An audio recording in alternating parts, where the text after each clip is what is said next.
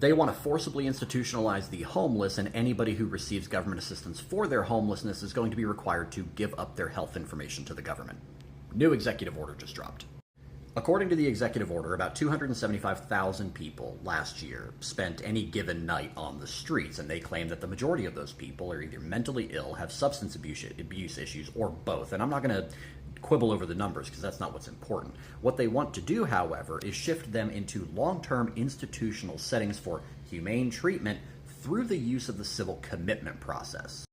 In other words, they want to take homeless people that they allege have mental health or substance abuse issues and bring them to civil court for a determination that they need to be forcibly institutionalized. And they want to do this under some pretty broad terms. For example, people with mental illness who pose risks to themselves. In other words, think about maybe a homeless veteran with suicidal ideations from his PTSD.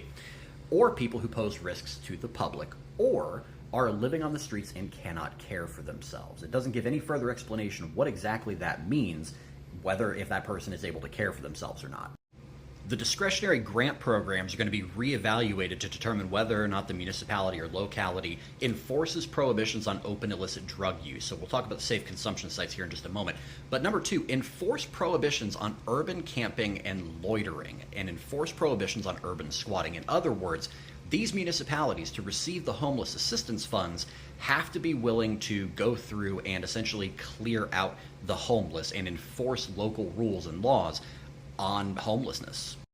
But more importantly, to receive these funds, the municipality also has to be willing to go along with this whole civil commitment idea for people who are drug addicts or who have mental health issues.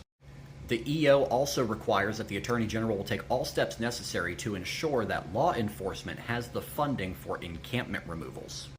They also want to get rid of funding and cease activity for any places that have, safe consumption sites for drug users. But the very last one I want to talk about here is this one. Recipients of homelessness assistance funding either have to be permitted or required to collect health-related information about the participants of the program, and they have to be willing to provide that material to law enforcement.